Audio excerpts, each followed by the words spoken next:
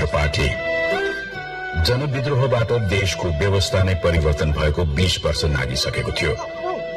नागरिक आफ्ना राजनैतिक नेतृत्वबाट ठूलो अपेक्षा राख्ने बिन्दुसम्म अझै पुगिसकेका थिएनन्।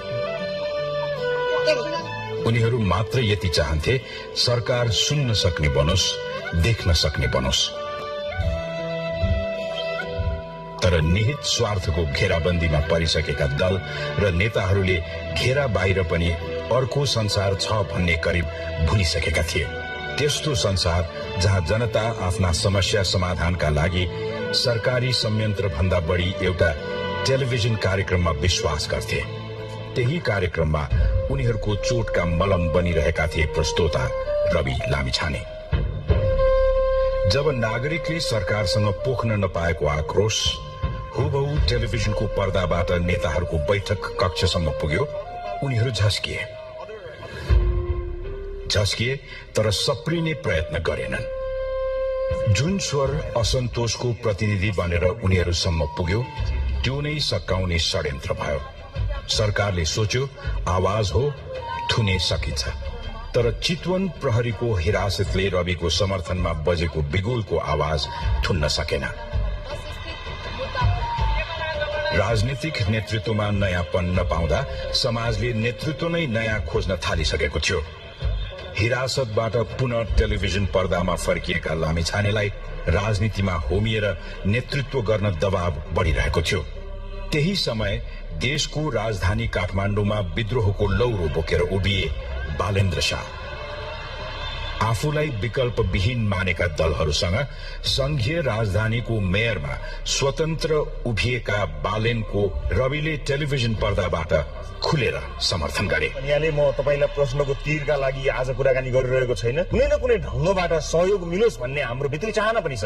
देशले त्यही मितिमा रवि बालेनलाई विकल्पका रूपमा उभ्याइसकेको थियो। बालेन शाह मुलुक र जनताप्रति पूर्ण वफादार रही सत्यनिष्ठापूर्वक प्रतिज्ञा गर्छु। 2079 जेठ 16 गते बालेनले काठमाडौँको मेयरका रूपमा शपथ लिए, काठमाडौँलाई माथि उकास्ने प्रण गरे। उनले फाल्चामा बिसाइदिए काठमाडौँको विकृत राजनीति। दलहरूको अहंकारबाट दबिएको देशको केन्द्रलाई बालेनले विश्व समुदायमा पुनः स्मरण गराइदिए। नेपालबाट काष्ठमण्डप हुँदै काठमाडौँसम्म पुगेको एउटा चल संग्रहालयलाई जनताले नयाँ नाम दिए बालेनको शहर।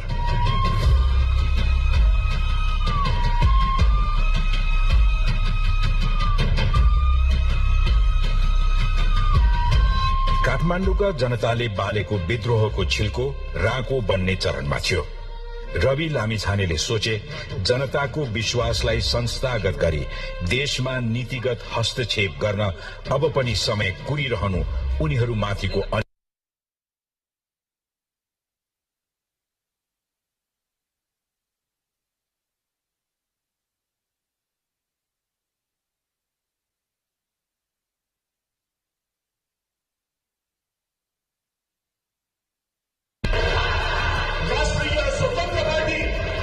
उनले पार्टीमा परिवारवाद निषेध भने, युवाको सहभागिता बढाए र अवस्था बदल्ने नारा बोके। पारदर्शिता र जवाफदेहिता भन्दा ठूला बाचा कहिले गरेनन्। जनताले उनलाई यसरी विश्वास गरे कि स्थापनाको 5 महिनामै भएको आम निर्वाचनमा रासोपा संसदको चौथो ठूलो दल बन्यो। सरकारमा होस् या संसदमा 21 सांसदले सिंगो सदन जीवन्त बनाइदिए। भ्रष्टाचारका पुराना सम्पूर्ण फाइलहरू खोल्नका लागि एकबद्धता कायम गर्छ। वेपनाइजेसन अफ स्टेट पावर जुन अहिले चलिराखेको छ त्यसबारे मैले यो सम्मानित सदनलाई केही जानकारी दिनै पर्ने हुन्छ। संख्या पुगेन हजुर, यसपल्ट संख्या पुगेन। यसरी यो व्यवस्थापति प्रहार हुने तरिकाले चाहिँ यस्तो काम गर्नु भएन। जब राजनीतिको कतै सन्दर्भ सुरु हुन्छ सबैभन्दा पहिले कन्स्पिरेसी थ्योरीको चर्चा हुन थाल्छ। रासोपा तात्कालीन राजनीतिक गतिविधि विरुद्धको विद्रोह मात्र थिएन, एउटा भरोसा थियो देशका लागि।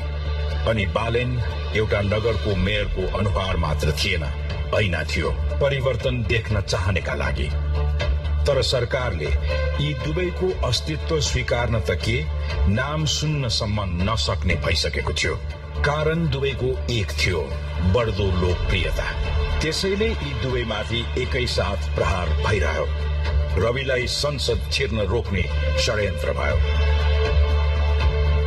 बालेनलाई पालिका भित्रै घेराबन्दी। उनीहरू चाहन्थे रासोपाको मूल नेतृत्व गलोस्, कमजोर बनोस् र भाँचियोस्। तर यो प्रहार एउटा व्यक्तिमाथि मात्र थिएन, उनीहरूले देशको भविष्यमाथि धावा बोलिरहेका थिए। रविसँग नागरिक हुनुकै वैधानिकता मागे। छैन मलाई एउटा नागरिकले के गर्छ मैले बुझेकै छैन। सर्वोच्चको फैसलालाई कुन रूपमा लिनु भएको छ? स्वागत गर्छु, स्वीकार गर्छु। बालेनसँग देशभक्तिको शक्ति पृथकीकरणलाई पैतालामा च्यापेर उनीहरूले रवि लामिछानेलाई संसदबाट कारागारसम्म पुर्याउन सफल भए।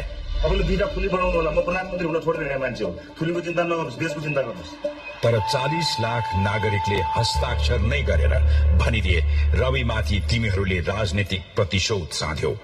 चक्रव्यूहमा पसेर मात्र होइन, तोडेर फर्केको आजको राजनीतिक अभिमन्यु हुन् रवि लामिछाने। घुसको आगोसरी बढ़िरहेको जनताको आक्रोशले स्थापित दलहरूको अहमता चकनाचूर पारिदियो।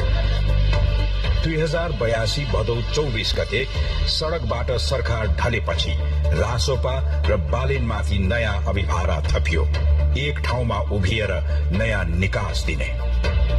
कारागारबाट रिहा भए लगतै रविले बालेनसँग सहकार्यको हात बढाए।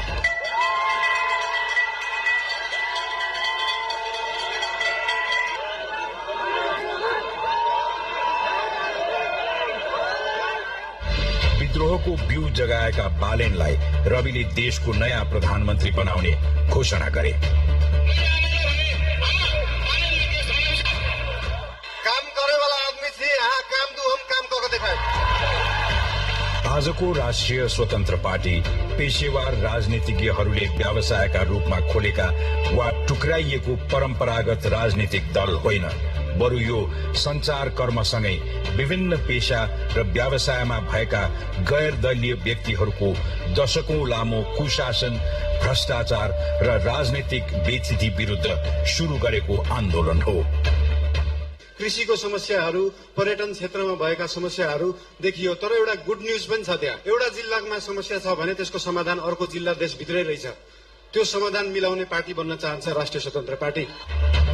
यो संसारकै राजनीतिक इतिहासको त्यस्तो अपवाद हो जो पार्टी स्थापनाको 5 महिनामै देशको चौथो ठूलो दल र 40 महिनामै 2/3 नजिकको सत्तारूढ दल बन्न पुग्यो।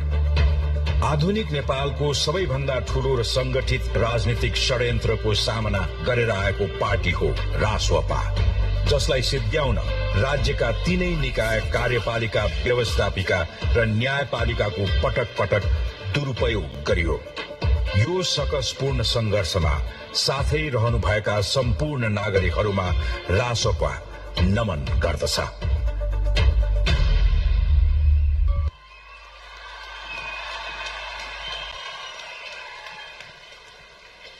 धन्यवाद छ।